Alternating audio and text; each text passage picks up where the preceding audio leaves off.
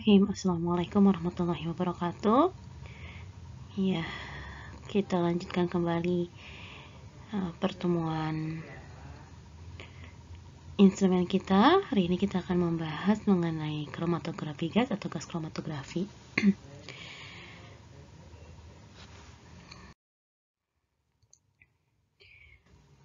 Kromatografi gas ini merupakan metode analisis menggunakan teknik kromatografi dengan fasa geraknya gas dan fasa diamnya cairan atau padatan.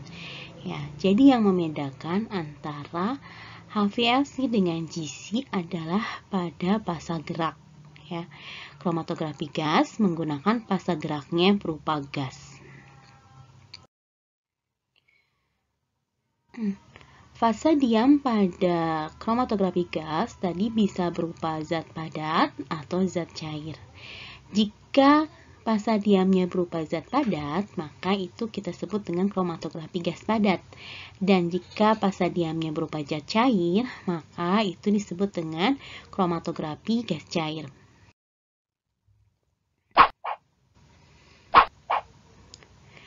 Nah, apa sampel yang bagaimana sih yang bisa dianalisis dengan kromatografi gas?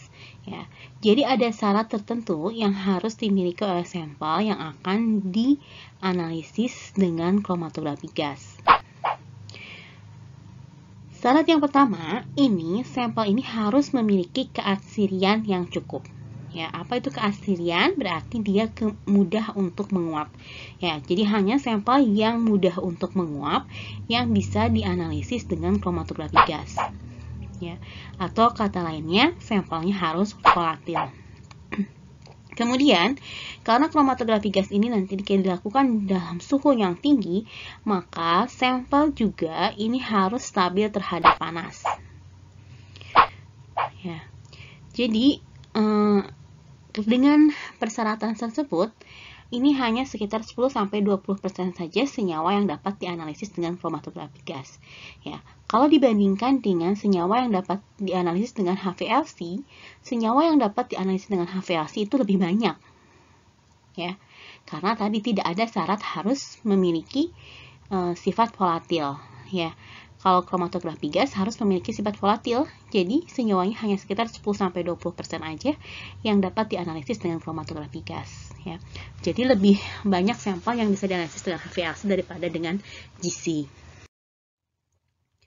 Dengan kata lain, senyawa yang dapat dianalisis dengan GC ini pada suhu operasional kromatografi gas atau sekitar 450 derajat Celcius, molekul atau senyawa tersebut harus dapat berubah fasa gas, ya, berubah ke fasa gas atau uap.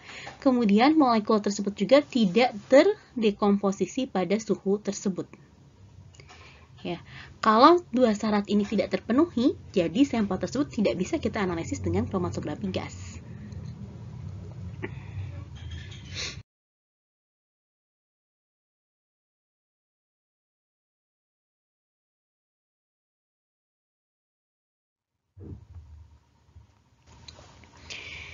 Ya, kita masuk ke instrumentasi, ya. Instrumentasi pertama kita lihat dulu ke bagian sistem GC. Di sini ada bagian sistem GC. Jadi di bagian sistem GC ini bagian utamanya terdiri dari pertama itu adalah gas, ya, tabung gas pembawa, kemudian ada sampel injektor, kolom yang terdapat di dalam oven, detektor, kemudian ada integrator.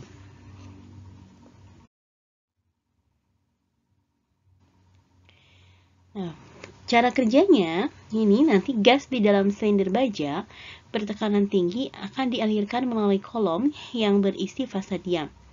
Cuplikan berupa campuran yang akan dipisahkan disuntikan ke dalam aliran gas tersebut, kemudian cuplikan dibawa oleh gas pembawa ke dalam kolom, dan di dalam kolom terjadi proses pemisahan.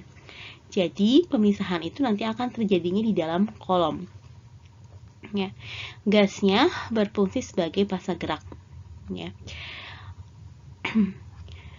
Campurannya nanti akan dialirkan, disuntikan ke dalam fasa gerak aliran gas, kemudian nanti akan dibawa ke dalam kolom seperti itu.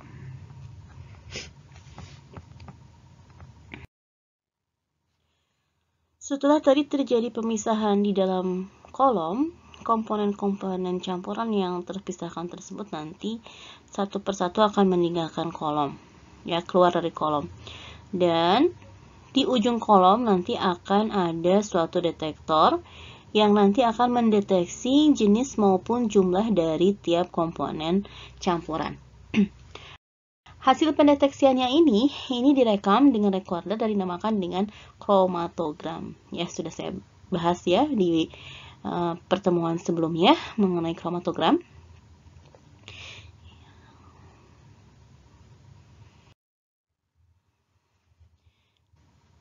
Sekarang kita masuk ke tadi bagian-bagian yang ada pada GC. Tadi bagian yang pertama itu adalah tabung gas. Tabung gas ini berisi gas, ya, fasa gerak, berisi fasa gerak atau gas pembawa ya, yang bertekanan tinggi. Syarat dari gas yang digunakan sebagai fasa gerak itu gasnya harus lembab, kemudian koefisien difusi gasnya rendah, memiliki kemurnian yang tinggi, ya, kemurniannya itu harus 99,999%, mudah didapat dan murah, dan cocok dengan detektor yang dipakai. Gas apa saja yang bisa digunakan? Yang pertama gas nitrogen, ya. Gas nitrogen ini memerlukan kecepatan alir yang lambat untuk mencapai kinerja yang optimum, jadi memerlukan kecepatan air yang lambat. Kemudian ada gas hidrogen dan helium. Untuk memperoleh kondisi optimum ini harus dialirkan lebih cepat, sekitar 25 cm per detik untuk gas helium dan 35 cm per detik untuk gas hidrogen. Bagian yang kedua adalah injektor. Injektor dari injektor ini merupakan tempat pemasukan cuplikan ke dalam kolom pack kolom, sama seperti halnya pada HVLC. Ya, jadi injektor ini untuk memasukkan sampel. Injektor ya seperti ini penampakannya, ya. Nah, jadi nanti sejumlah kecil sampel yang akan dianalisis diinjeksikan pada mesin menggunakan siring atau suntikan. Nah, siringnya ini akan menembus lempengan karet tebal yang dinamakan dengan septum. Ya, septum ini nanti akan kembali ke bentuk awalnya secara otomatis ketika siring, ya, suntikannya ditarik keluar dari lempeng karet tersebut. Ya, jadi dia mempunyai keelastisan yang tinggi. Ya, jadi untuk memasukkan sampelnya ini menggunakan siring. Ya, siring itu suntikan. Ini suntikannya ya seperti suntikan yang biasa teman-teman lihat kalau untuk suntikan obat, tapi memang ini volumenya sangat kecil sekali gitu. Dan terbuat dari kaca. Ya. Selanjutnya bagian kolom, ya. Kolom ini, kolom pada GC ini terdapat di dalam oven yang terkontrol suhunya. Jadi kolomnya itu ada di dalam oven, ya. Jadi ya seperti oven buat memasak seperti itu. Nah, di dalamnya terdapat kolom untuk pemisahannya.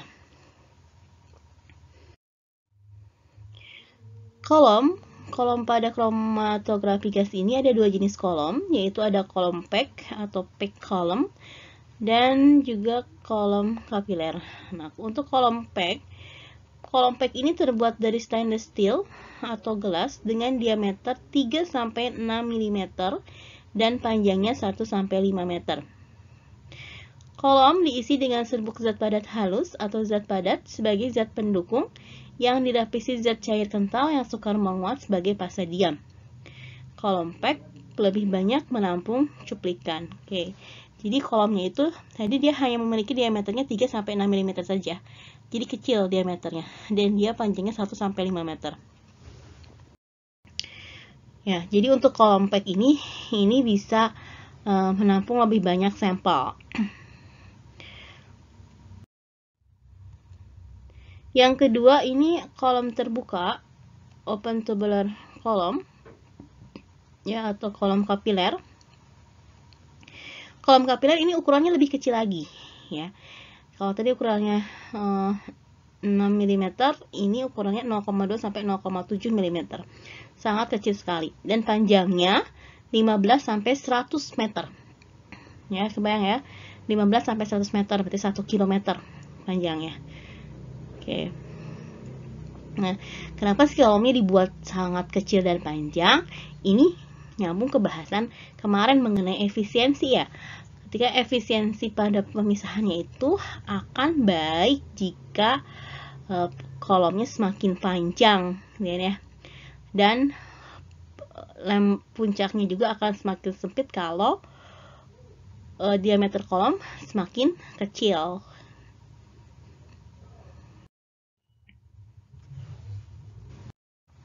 Nah, ini contoh dari kolom yang digunakan pada GC, ya. Yang ini, yang kiri, dan yang tengah ini merupakan jenis dari kolom pack. Tadi yang dia memiliki panjang sampai 1-5 meter. Sedangkan yang kiri ini kolom kapiler, yang dia panjangnya bisa sampai 100 meter. Makanya kenapa dia bisa sampai 100 meter? Ya karena memang bentuknya ini seperti ini, digulung seperti ini. Begitupun pada kolom pack. Ya, pada kolom pack juga ini bentuknya digulung.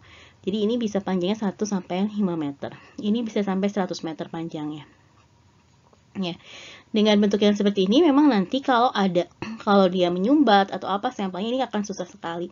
Jadi bisa langsung aja kolomnya bisa langsung rusak kalau tersumbat dan sebagainya, tersumbat pengotor atau apa, ya susah karena kita susah juga mendeteksi di mana pengotornya berada gitu kan. Ya jadi ini nanti kolomnya udah langsung kolomnya rusak, harus diganti dengan yang baru. Ya. Nah, di dalam kolom ini tadi kolom ini diisi dengan pasta diam. Ya, jadi di dalamnya tidak kosong tapi ada pasta diam. Ya, pasta diamnya bisa zat padat atau zat padat yang dilapisi oleh zat cair untuk kromatografi gas cair gitu ya.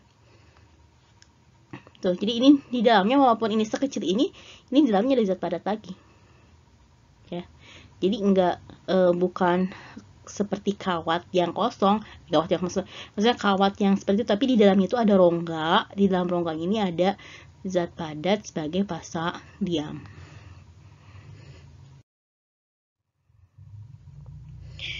Selanjutnya, detektor.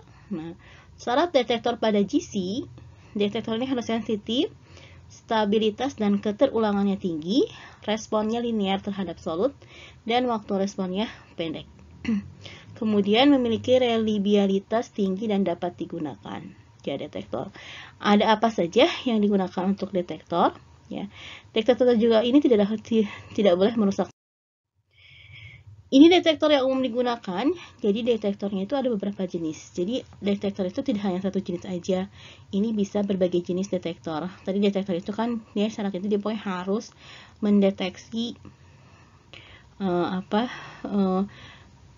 sampel, ya, mengidentifikasi dan juga kuantifikasi sampel yang hasil pemisahan di kolom gitu, detektor. Nah, detektor ini ada detektor daya hantar panas, ada detektor ionisasi nyala, ada detektor penangkap elektron, kemudian detektor fotometrik nyala, detektor nyala alkali, dan detektor spektrofotometer massa. Ya. Nah, ini detektor-detektor ini memiliki fungsinya sendiri. Ya, jadi tidak semua sampel bisa misalnya dipakai FID gitu kan. Nah, sampel yang seperti apa yang bisa dipakai FID, yang seperti apa bisa dipakai dengan FPD. Ini tidak semua sampel dapat dideteksi dengan satu detektor.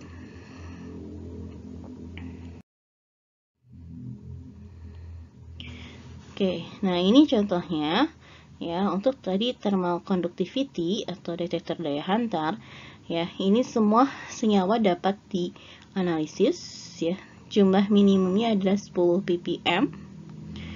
Ya, kemudian FID, ya, detektor ionisasi nyala, ini yang dapat terdeteksinya adalah senyawa organik. Jadi untuk senyawa-senyawa organik ini biasanya menggunakan detektor FID. Jumlah minimumnya 0,1 ppm. Kemudian ada juga detektor penangkap elektron atau electron capture. Ini biasanya untuk mendeteksi senyawa halogen atau logam organik. Ya, jumlah minimumnya 0,1 ppb. Kemudian ada photothermal detector. Ini FTD ini biasanya digunakan untuk untuk mendeteksi senyawa nitrogen atau fosfor organik. Jadi kalau untuk pupuk-pupukan, nah ini digunakan detektornya FTD gitu ya. Ada juga tadi detektor flame photometric ya. Ini biasanya digunakan untuk mendeteksi senyawa sulfur atau fosfor organik. Ya, jumlah minimumnya ini 10 ppb atau 50 ppb. Ya, jadi setiap detektor ini mempunyai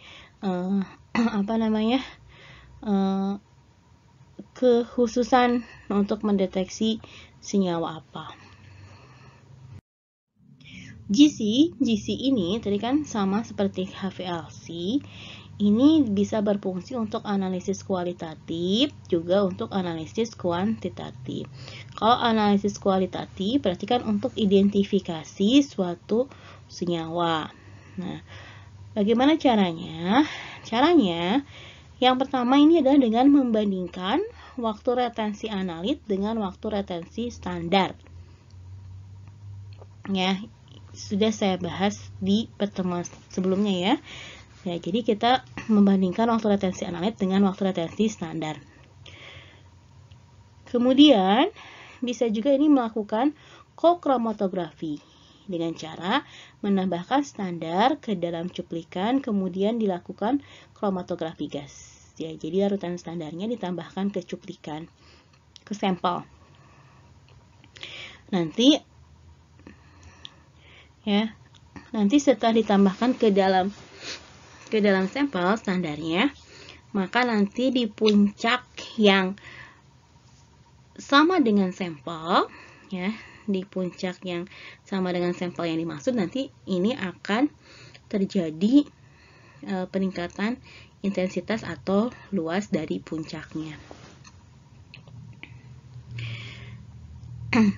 Selanjutnya, analisis kualitatif juga ini bisa dilakukan dengan metode spektrometri. Ya, misalnya dengan menggunakan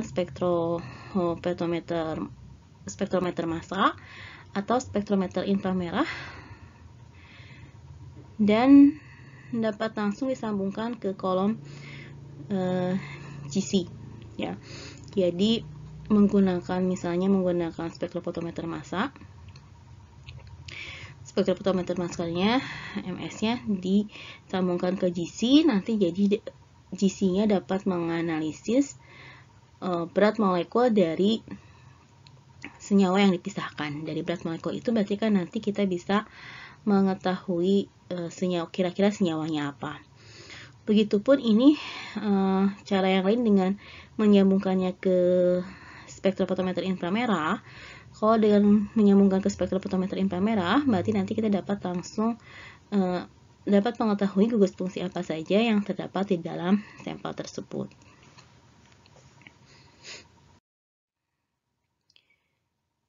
Ya. Selanjutnya untuk analisis kuantitatif, ya, kalau analisis kuantitatif berarti ini untuk penentuan berapa banyak kandungan senyawanya gitu ya dalam sampel. Analisis kuantitatif ini bisa dilakukan dengan berbagai cara. Cara yang pertama ini adalah dengan metode standar kalibrasi. Jadi seperti teman-teman melakukan analisis dengan spektrofotometer, UV-Vis atau AAS. Jadi teman-teman ini harus membuat standar kalibrasi, jadi membuat tarutan standar dengan berbagai konsentrasi, terus kemudian nanti dianalisis dengan GC, ya, sehingga nanti menghasilkan luas tertentu. Dari luas tertentu itu nanti dibuat grafik linearnya antara konsentrasi dengan luas dari puncaknya. Ya, yang selanjutnya ada standar internal. Tadi kalau standar internal sama ya, berarti standar internal ini adalah menambahkan standar ke dalam sampel, sama dengan yang pernah kita pelajari pada saat kita mempelajari analisis kuantitatif pada AAS ya. Jadi nanti sampel disimpan ke beberapa wadah ya dengan volume yang sama, kemudian sampel dengan volume yang sama disimpan ke dalam beberapa wadah, kemudian ditambahkan dengan larutan standar yang berbeda konsentrasinya gitu kan, atau larutan standar yang sama konsentrasinya tapi volumenya yang berbeda. Nah, nanti sama juga ini nanti dibuat grafik linear ya. Bisa juga dengan metode normalisasi area ya. Metode normalisasi area ini berarti dengan membandingkan antara luas puncak tertentu dengan luas keseluruhan, seperti itu.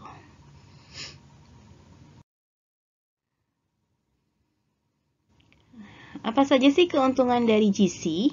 Keuntungan kita menggunakan GC ini, waktu analisisnya singkat ya, dan ketajaman pemisahan yang tinggi.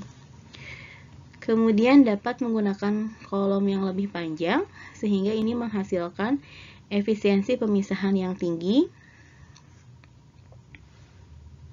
Gas mempunyai viskositas yang rendah, dan kesetimbangan partisi antara gas dan cairan berlangsung cepat, sehingga analisis relatif cepat dan sensitivitasnya tinggi.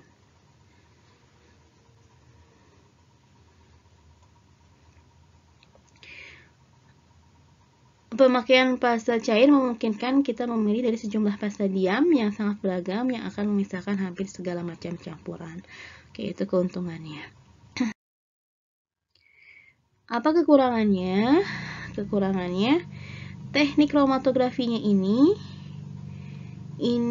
terbatas hanya untuk zat yang mudah menguap. Kemudian ini juga tidak mudah digunakan untuk memisahkan campuran dalam jumlah yang besar ya. Jadi kalau sampelnya dalam miligram sih masih bisa ya, miligram, tetapi kalau sudah pada tingkat gram ini tidak bisa dilakukan. Fase gasnya dibandingkan sebagian besar fase cair tidak bersifat reaktif terhadap asid diam dan zat terlarut. Oke, itu kekurangan dari GC ya. Oke, itu saja materi mengenai GC ya. Sampai ketemu di pertemuan selanjutnya. Terima kasih. Assalamualaikum warahmatullahi wabarakatuh.